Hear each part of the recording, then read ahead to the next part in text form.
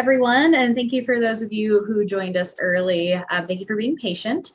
Welcome to our virtual and evening edition of If Cars Could Talk. We are very excited to host this program for you to enjoy and from the comfort of your own home now. My name is Kelsey Cross, and I'm the Education Coordinator at LeMay America's Car Museum. For If Cars Could Talk and for our other additional educational programs that we offer, please visit our website to subscribe, please visit our website for the most up-to-date information, and you are more than welcome to subscribe to the museum's newsletter so you can stay in the loop on that. Before we get started with the fun stuff and to see what it's like to travel around the world on a motorcycle, I do have a few quick housekeeping rules to get us started. One of them being, please type your questions into the question and answer box, which is usually located towards the bottom of your screen so we can answer them. For this participation, our speaker does not mind answering your questions periodically throughout the talk. I will be monitoring the Q&A box. So if you do want to ask a question, please specify if you want your question answered during the discussion or if you would prefer to do it at the end. Additionally, you can also ask your question by using the raise hand icon, and we'll call on you to ask you and let you know when it's your turn. So we can call on you that way too. So Q&A box, or you can raise your hand for questions. If you are having any technical issues, please type those into the chat box, which is also usually located towards the bottom of your screen, and I will answer them as quickly as possible. This presentation is being recorded, so feel free to share the video once we have it on our website and our YouTube channel with family and friends if they were unable to attend tonight. And lastly, have fun. Thank you again all so much for attending this evening. We really, really appreciate it. As a quick side note, the museum is now open. We are open on the weekends, Friday through Sunday from 10 to 5 p.m. So please come visit us. We miss you and we'd love to see you. So we hope to see you soon.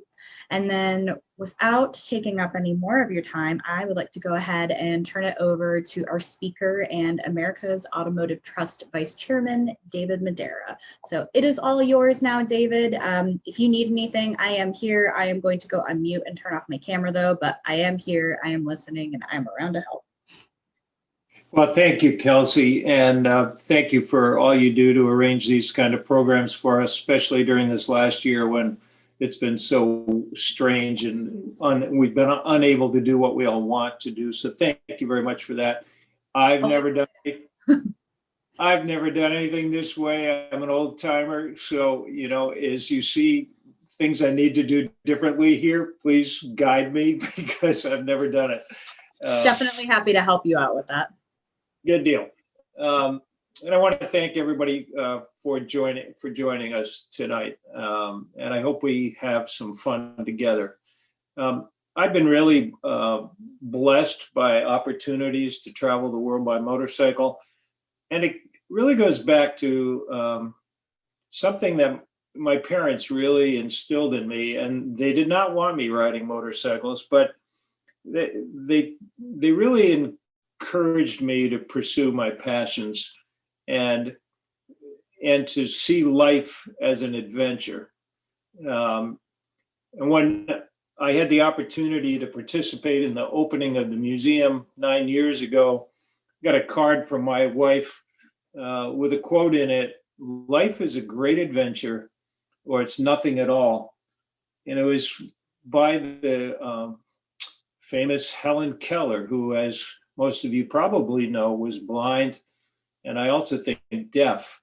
And for her to make that kind of a statement with the kind of obstacles she faced was really something. And I keep that on my desk as a reminder that every day in life should be, we should look at as for the opportunities that it gives us. So I want to start here with a little story and part of a speech that I gave a number of years ago, and then we'll start rolling through the slides of the world by motorcycle, and you should feel free to interrupt me at any time. But I want to start with a bit of a story because I think stories are a good way to go. So forgive me if it's a little awkward in that I've never done it this way before. So I'll start with a story. The Indian soldiers ordered us to stop as our small group of motorcyclists approached the border in Ladakh, India, 30 kilometers from Pakistan. We skidded to a halt on the gravel road where for the next 4 hours we waited for permission to make our attempt to traverse the world's highest motorable pass, Kardung La, which stands at 18,380 feet in the heart of the Himalayas.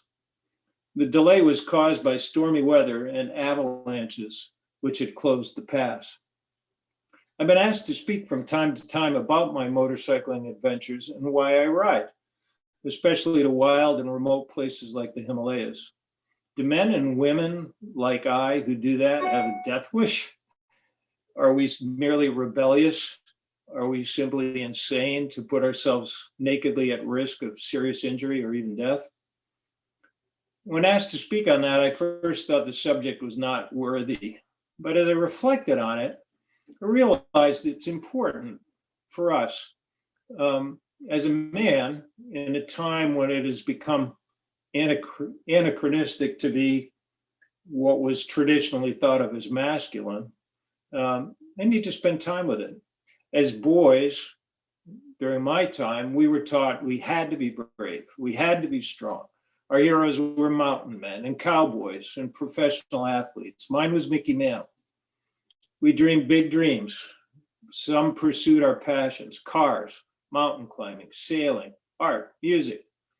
We tried to live in the moment. We took risks. We got hurt. Some died. I can't speak directly for the experience of women, but my companion on most of these adventures through the world has been my wife, Linda. And frequently she was the only woman on such trips and was as tough and brave as any of the men, especially riding on the back of a motorcycle where she had no semblance of control.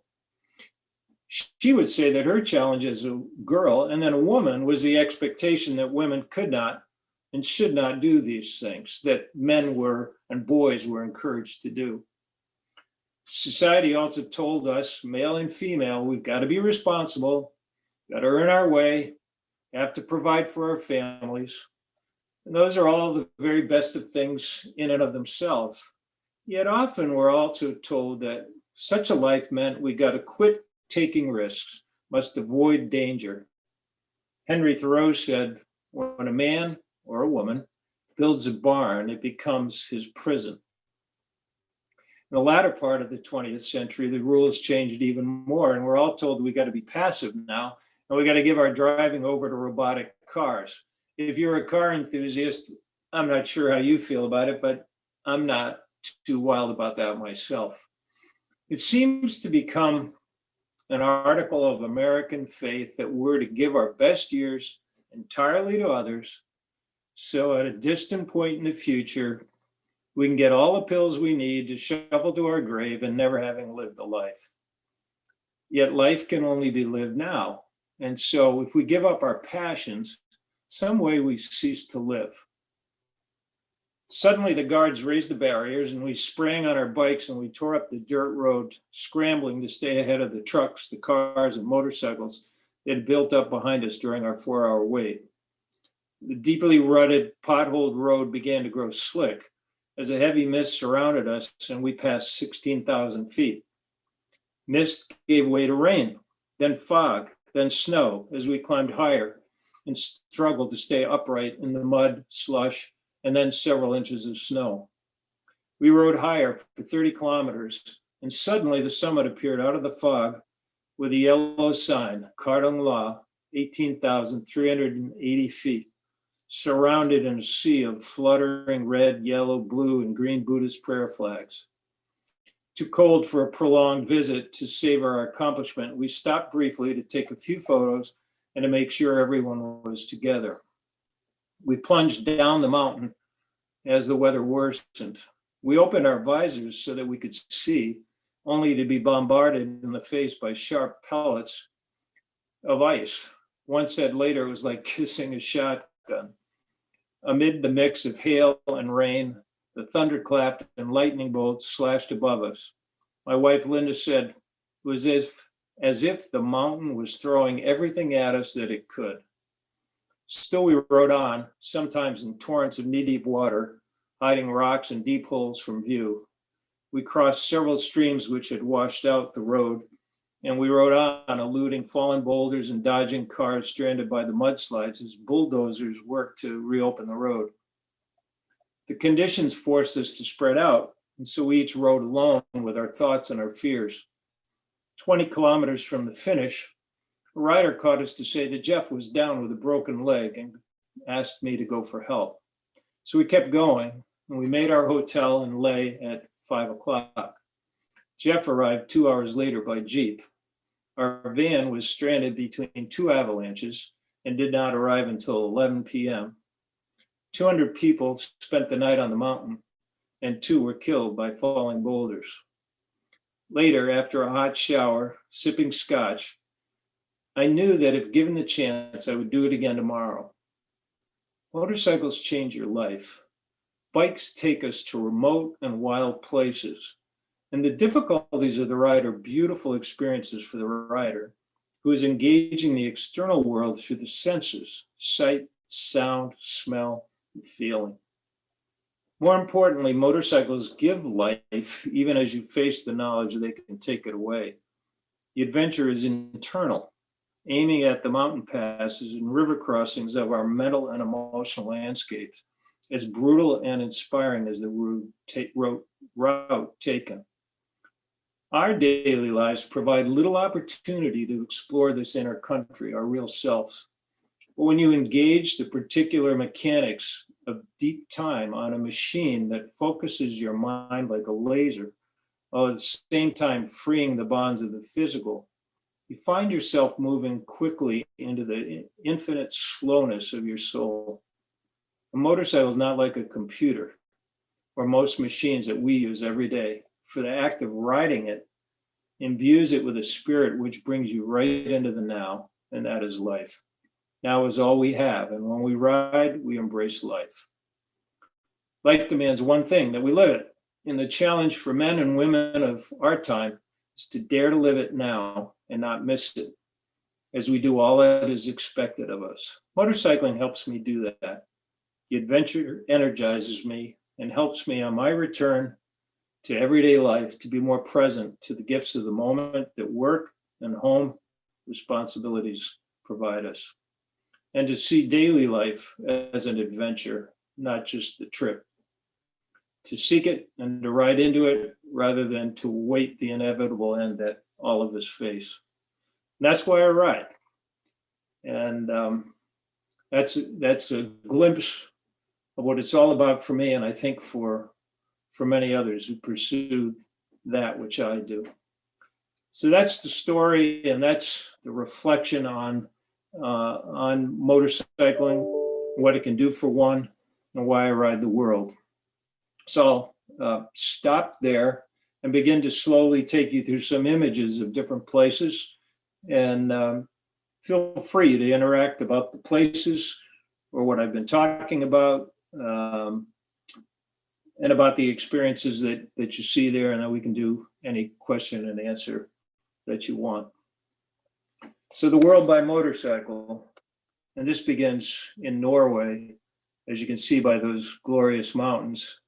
But that first picture now is Tibet, back in 2000, and my wife Linda on a Royal Enfield 500cc single cylinder engine, much like a British bike. That's its origins out of the 1950s, and very little changed since that time. As you can see, it's a pretty remote and cold place. Linda was the only female on the trip. The guys all raised scotch shots to her almost every night because she was the bravest one of the bunch, riding on the back and having no control. There was no road at that time. We were the first group to travel from Lhasa, Tibet to Kathmandu in Nepal. So if anything, that was a life-changing trip for me, that for us, that set us on the world of adventure. This is back in Norway, and I include it because it just shows you the kind of road that riders live for. And you often see in car advertisements, the dramatic scenery that when you're on the road and not in a bus, and you're open to the elements, that you get to experience and get drawn into that, the immensity of it and the beauty of it, as well as the puzzle that a road like that gives you, which is what motorcyclists really love, is the puzzle, solving the puzzle to traverse a road like that. Just some more illustrations of the kind of thing that you find and see on the road.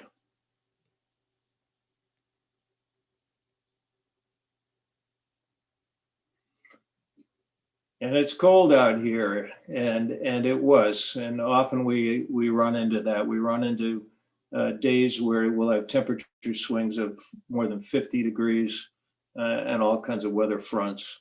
But when you look at that, the stark beauty of it, of being in that with nothing else around, is what really captivates and draws us back. A complete change of topography.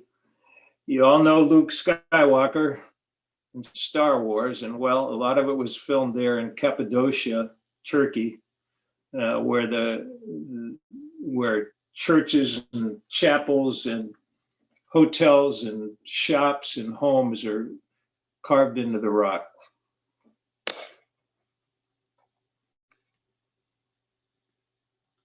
Another shot where you can actually see some of the residences. And we stayed in a hotel cut into the rock the nights that we were there, and had the opportunity to, you can see in the right-hand side of your screen, behind the mountain, you can see a little hot air balloon. And we had the opportunity to go over that magnificent landscape that way, which was quite spectacular. This is Morocco. You may recall a Cadillac ad when they were coming out with a new, I think when they were coming out with the CTS, they put it on this road and showed what it could do. And that was a dramatic ride, the kind of puzzle that I was talking about earlier. As that says, carving the curves. One of the fascinating things about motorcycling in a foreign land, in non-Western land, is reading the road signs. It's literally quite confusing. We rode in Morocco in 2006, and there was no way we were going to read that script. So, of course, on these trips, we have a guide, a local guide, or we'd be hopelessly lost. So the Rock of Gibraltar, and as you can see, I picked up a companion. The bike here, you'll see that there are different bikes. This is a BMW GS. I'm not sure if that's an 1150 or 1200 by this time. Tremendous bike that we rent whenever we can. It's not everywhere available, but its capacity to go off-road and on-road and carry two up and be very stable and smooth. It's a great bike. The photograph before in Morocco, you saw that we were all on Hondas, and that's what was available there. So we don't bring our own bikes. Cost of shipping would be immense.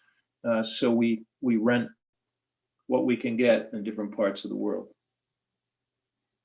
This is also in Turkey. Part of the adventure of some of these trips that we really like is the cultural experiences of it, where you get to historic sites like this. We were at the outskirts of a town familiar in the Bible, the town of Ephesus, and we got to walk through that place, and it's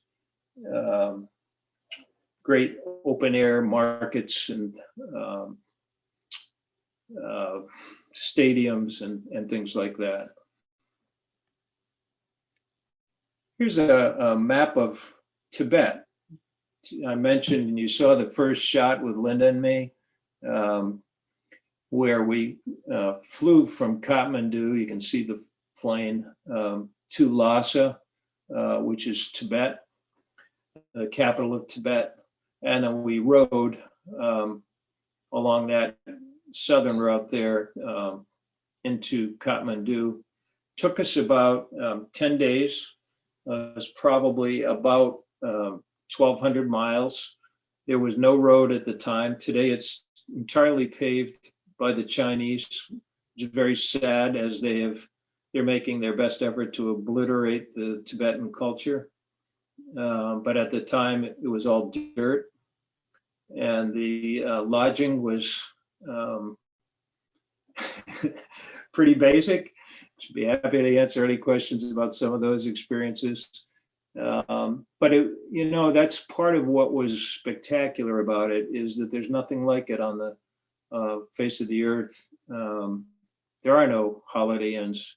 There are no places other than very, very humble abodes, often staying in homes with families and with chickens in the room and on a wood bed. You'll notice Mount Everest there, and we got up in the morning and went for a walk, Linda and I, and all of a sudden the clouds opened and there was the peak, and then it disappeared, and it was just magical. I mean, we literally had a minute where we happened to see it, and it was just spectacular. This is the other extreme. That's Hanoi. And you can see the throngs coming at you from every direction, and they don't care what side of the road they're on, who has a red light, who has a green light. You just plunge into it. We actually traveled into Hanoi, and we flew to Hanoi, and then we traveled south through Vietnam to Saigon, now Ho Chi Minh City. And that was the first moment of our ride in a foreign country. In Hanoi and Vietnam, you could not rent motorcycles. You see all those are little ones like 50cc and 100cc. You can't get a bike in Vietnam that's bigger than a 125 cubic centimeter engine.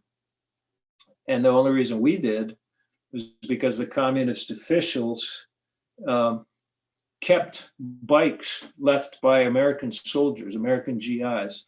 So in Vietnam, we actually rode an amazing mix of motorcycles, Triumphs and Hondas and Yamahas from the 1970s. Many of them just kind of put back together like we hear about in Cuba, and kept running. And so we rented them from what was called the Saigon Motorcycle Club, which of course were all communist officials.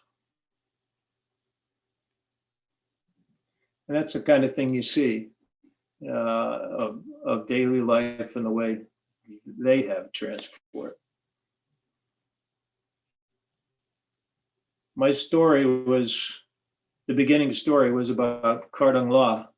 And I thought when I did it, which is back in 2015, I needed to wave the flag for America's Car Museum and represent us there. So we carried that banner with us. And that's a group of our closest friends who we make these trips with regularly. And so that was a great moment.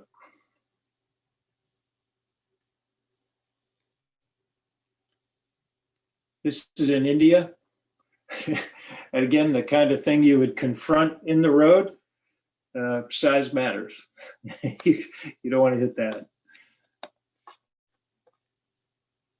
And more of the same, Bhutan. Those are yak up in the mountains. I scroll back briefly to that map, if you'll allow me, and again, I apologize for being inept with this, but I've really had the opportunity after that first trip. We went back to coming in and out of India. We rode out of India up into this country of Bhutan. You see there south of Tibet, and that is a tiny Himalayan kingdom with one road from east to west, no other roads in the country, and that was a spectacular opportunity too. So we've actually made 3 runs up into that remote region.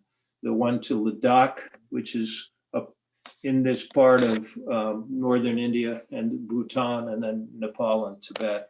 And if I could, I would go back there again and again. There's just something amazingly compelling about that area.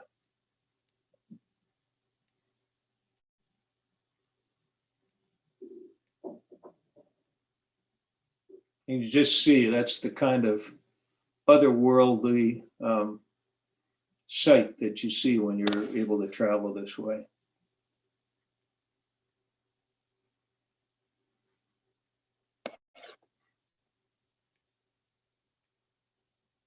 And it's not all fun and games. That's a downpour in Vietnam. And that night, that night we were riding along that road in that heavy rain, and it got dark, which we do not like to ride at night. There are no lights, and there are all kinds of mules and donkeys and everything, and rickshaws crossing the roads. And we soon saw we were riding on about 3 or 4 inches of thick white foam spreading across the road. We had no idea what it was. It dawned on us that it was the amount of oil on the roads raising to the surface. Oil from the vehicles spilled on the roads. It was an amazing sight and scary. It was very, very slick. And I mentioned avalanches, and they had just cut the road open. And as you can see, Linda and I are looking in 2 different directions and wanting to make sure that we really can go through here, which obviously we did.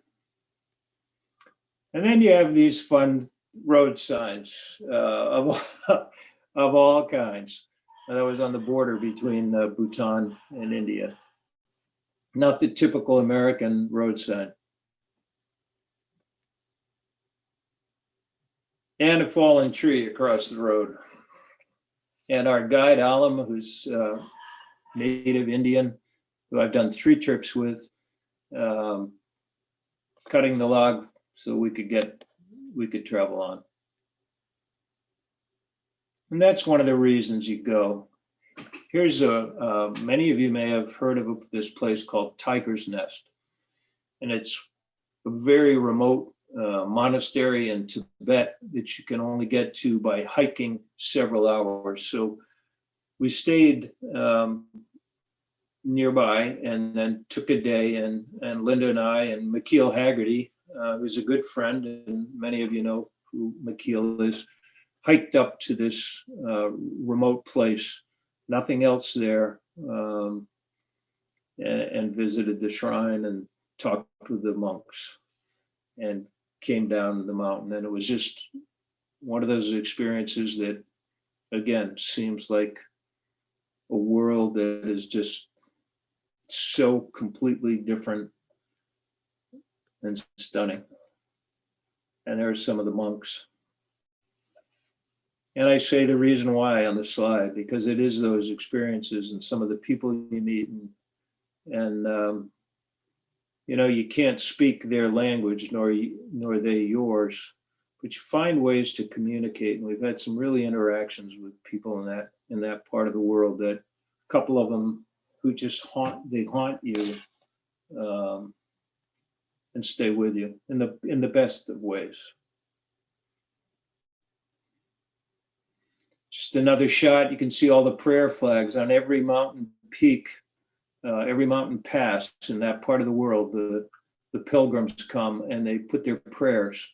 And on the first trip, well, I'll tell you more about it when we get to another shot in Tibet, but you'll see that strewn on every mountaintop. This was the road going across Tibet, which the Chinese called the Friendship Highway. And that was a brutal day. Now, as I said, the Friendship Highway is totally paved. And sadly, the Chinese have lined the road with what they call barber shops. And they are whorehouses. And they, because they have so many Chinese military in there and construction workers, they ship in Han Chinese prostitutes to line the roads. And today, or when we were there in 2000, which was my third time in Tibet, the population had surpassed 60% Chinese in Tibet as they seek to obliterate that place. Very, very sad. And that was a lunch stop.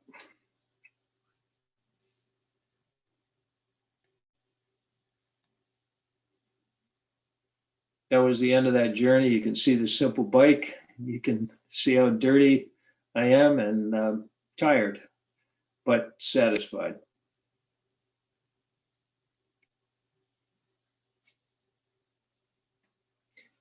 The top of the world. That's back in 2000 again. And you see the white shawls. They greet you in Tibet with those shawls as a sign of welcome. And when we reached the mountain peak, they put those shawls on, and you saw those prayer flags. Well, these guys, the support crew and the guides, all took out prayer flags, paper prayer flags, and they began to dance and they began to chant and sing and clap with each other. And then they just tossed these prayers into the wind. And you could watch the prayers flutter into the sky as they chanted them forward. It was actually really, really moving experience. There's one photograph here that epitomizes why Linda and I do this and go to these places. It's probably that photograph. And the spirit of that place. So that's it. And that's why I motorcycle. I've been fortunate. I've lost a couple of friends. I've never been seriously hurt until 2 years ago when I busted up my shoulder and my foot, and I'd have those rebuilt. But since then, we've been down to Patagonia, and in May, I have what's probably my last adventure trip. We're going to ride to the Arctic Circle because I want to get as far north as I can get. I've gotten as far south as I can get. So that's it. If there are any questions, I'd be happy to answer anything. Thank you for letting me talk on. That was wonderful, David. Thank you so much. And I'm sure I'm feeling this way. I'm sure a lot of other people are feeling this way too, but it was really nice to kind of take a trip with you, so to speak, through your photos, since a lot of us have been homebound for the better part of more than a year at this point. So that was actually quite lovely. Thank you for sharing your experiences with us. And I have a few questions on my own, but we have a couple of other questions from some audience members. So I will ask those first. You touched on this one a tiny bit, but maybe you can expand on it a little bit. But one of the questions that we got was, what factors go into your decision about which motorcycle to ride on in different trips? So yes, it's a good question, and I did touch on it a little bit. Our preferred bike is the BMW GS 1200 because it can take anything and go anywhere. You know, the downside of the bike is it's big. It's about an 800-pound bike, and when you have a passenger on the back and you're in conditions like that, you you can go down. So, I mean, it's a lot of weight to deal with at slow speed, but it'll take anything. However, it's a terrible bike for a place like this picture in Tibet, because where are you going to fix a bike that's computerized and highly sophisticated? You're not. Now, you see the bike in that photograph, as I described it, is basically a bike out of the 1950s, or it'd be like driving a Ford Falcon, or something simple that any one of us, if there was a breakdown, could find somebody by the side of the road with a blowtorch or something and fix it. Simplicity there works. The other nice thing about that bike there is it's lightweight. Now, it's not fast. It's not at all, but it's agile. So you're thinking about, where am I going? What are the conditions like? Can I get the bike I want fixed or not? And what's available? So at the time, there was basically no other bike available in India other than an Enfield. As I mentioned, in Vietnam, there weren't bikes except what we could scrounge from the communist officials. So you have to look at what's there. Of course, most of the Western world, like Norway, or Italy or France, you can get almost any bike you want. Then you're going to pick reliability and comfort. This Royal Enfield isn't comfortable, but it's like a tractor or something. By the way, I should tell you that when we finished Bhutan, sitting with the guide, Alam, let me see if I can find Alam in this picture. Where is he? Huh. Oh, he's kneeling right in front. Alam was 16 years old in this photograph, and he was a mechanic on the trip. When I rode again in 2000, he was the guide. And then when I rode in 2010 in Bhutan, he was the guide. And then in 2015, when we rode to Ladakh, he was the guide. And I've just watched him grow up, and he's become a really great personal friend. But, that bike was all that was available. On that last trip, Nikhil Haggerty and I sat down on the last night with Bhutanese whiskey. Whoever heard of that, right? Drank with Alam and said, we have to have these bikes. And he said, I need them for my business. And we said, well, you can buy more, but we can't buy these in the United States. Now you can buy a Royal Enfield here, but you can't buy one like that went over the Himalayas. Short story, we bought them. We bought 3 bikes from them, shipped them back. I had to get Governor Gregoire's help to get them into the country. And they're in LeMay, America's Car Museum today. So if you're walking around, you'll see these bikes with Indian plates and Himalaya Moto Tours on them. And we brought them back from Bhutan. It was pretty cool. That's great. Thank you. All right, we have a few more questions now, which is awesome. This one kind of dovetails into one that I had planned on asking, but I like the way that they worded theirs a little bit better. So from another attendee, what is a country or region that is on your wish list for the future? So I have been so fortunate. As I've said, I've stayed healthy, except for the one bad incident.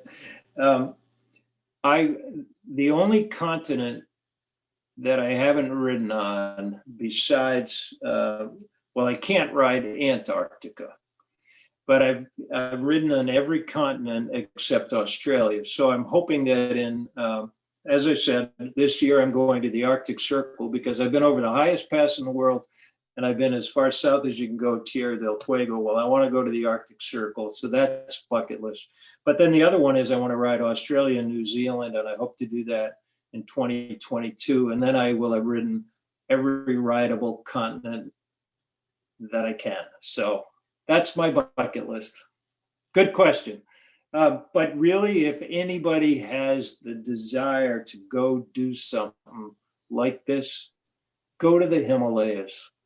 They are unbelievable, because they not only are they dramatic like that, but the cultural experience with the people.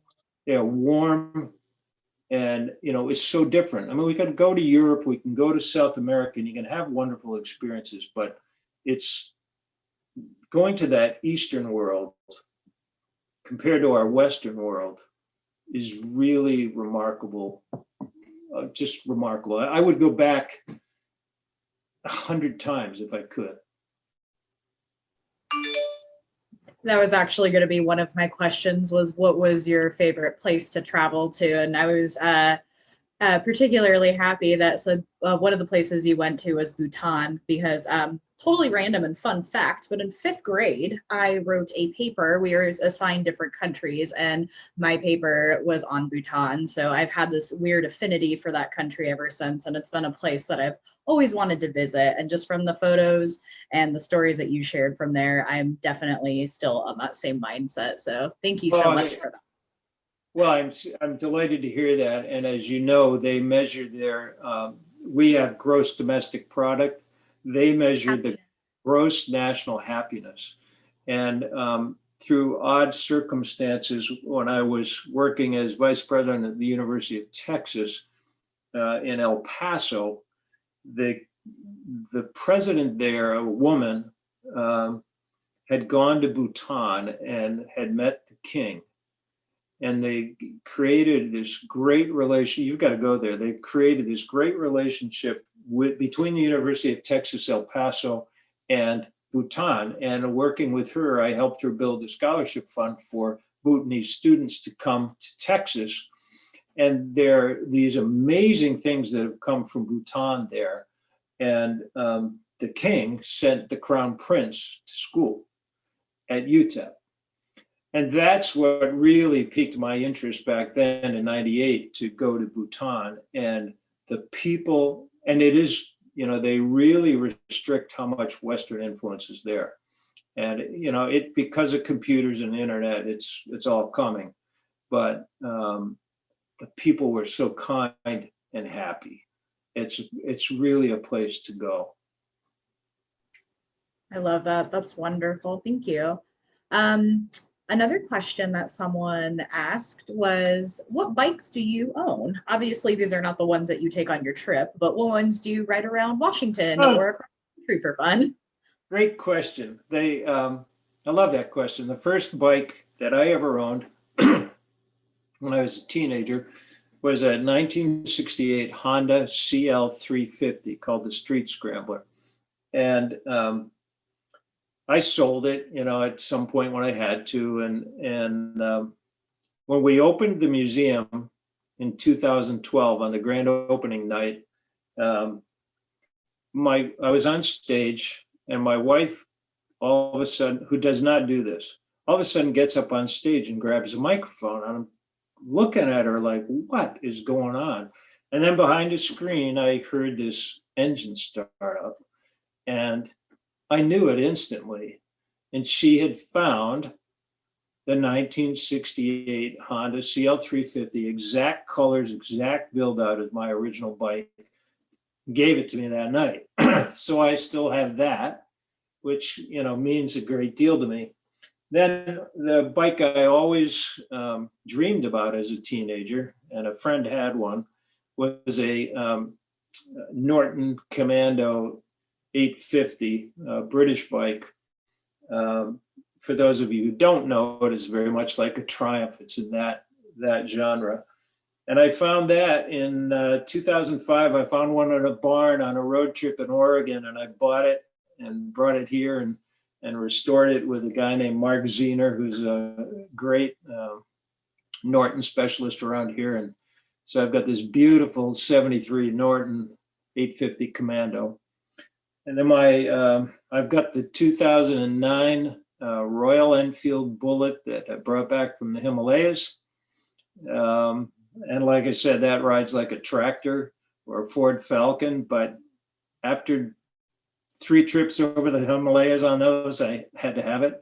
And then my modern ride is a Honda ST1300 Sport Tour, which is what I travel on here in the States. And it's a great sport touring bike. And I'm now thinking about what do I need to buy next. And I'm thinking about a KTM Adventure 890. Great, thank you. This last one is more of a comment rather than a question, but maybe you know something about it too. Gary said, in 2014, we were told that a Harley Davidson store was opening up in Saigon. So maybe there will be some more opportunities to rent different bikes when people are visiting Vietnam. Yeah, that's cool. I didn't know that. That's neat to know. And of course, since I was there, which was 2004, Vietnam has opened up a lot in their relationship with the United States. So, and Saigon would be the place where it would really be if that was going to happen, much more than Hanoi. So he's probably right. And that would be very cool. Thanks for that, Gary. I didn't know that. Awesome. Does anyone have any other questions? If you have them, you are more than welcome to raise your hand or to use the Q&A. Those are some really good ones that we got. I'm very, very happy with that. So did you say then your first trip around when you went somewhere to ride your motorcycle was Tibet? It was. Yeah.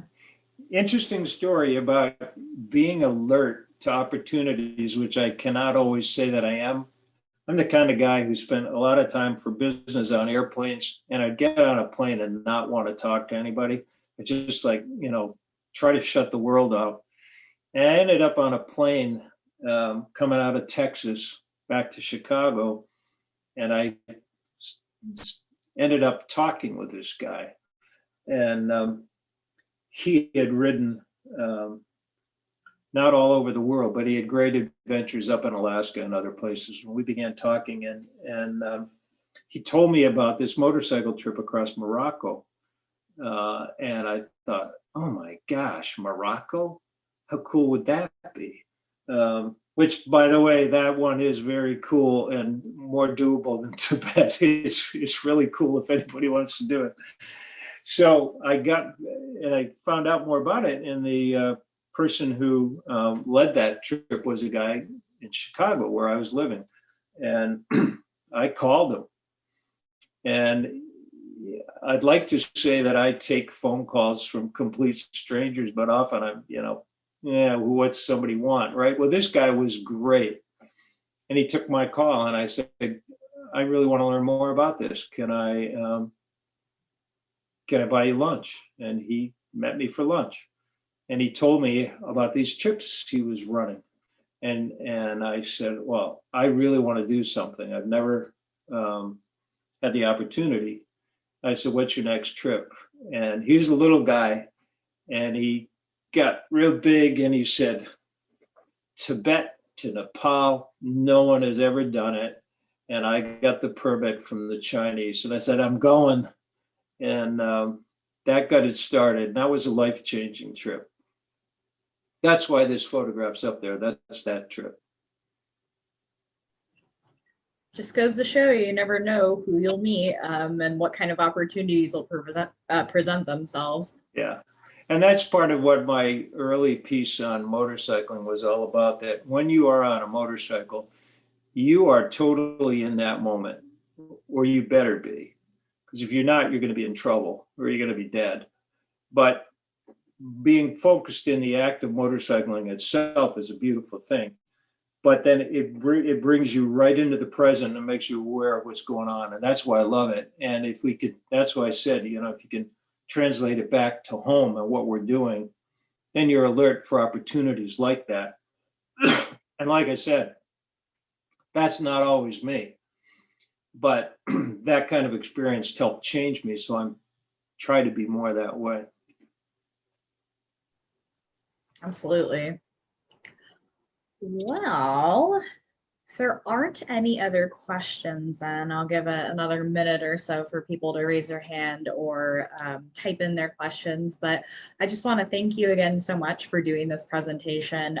I really appreciated it. I know everyone here also really appreciated it. And if anything else, it's definitely renewed my wanderlust interest, and I really just want to get back out there and traveling again soon. So hopefully as everyone starts to get vaccinated, we will all be able to do that and have a chance to have these kinds of wonderful experiences, whether they're on motorcycle or just getting to know people on foot and walking around and exploring. Kelsey, I have a question for the audience that maybe they can respond to you. When we began at the museum, we had a really close relationship with the motorcycle community, and we did a pretty successful motorcycle festival every summer for a few years. And that drew about 300 bikes and several thousand people. And over the course of time, for different reasons, that went away. And I haven't been the CEO for a while. But the new CEO and I have been talking about the desire to re-engage the motorcycle community, and that it's an important part and should be part of what we're doing. I'd like to know, whether the group here supports the idea of trying to engage the motorcycle community. If anybody has any ideas they want to send into you, I'd just like to know the reaction. And I thank everybody for participating tonight, and you, Kelsey, for setting us up. Thanks. Yeah, absolutely.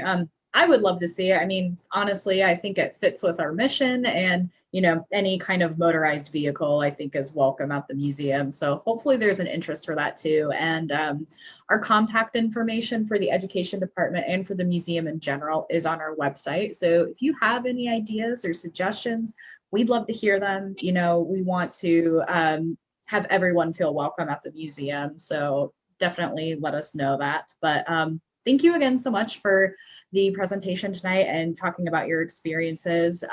It was quite lovely. And thank you all for attending as well. We really appreciate it. And we hope to see you in person at the museum very soon. Thanks, Kelsey. Thanks, everyone. Thank you very much. You can find this recording on our YouTube and then also our website. It'll be up within a few days if you want to show any of your family or friends. Thank you again all so much, and have a wonderful Tuesday night. Thanks. Thank you.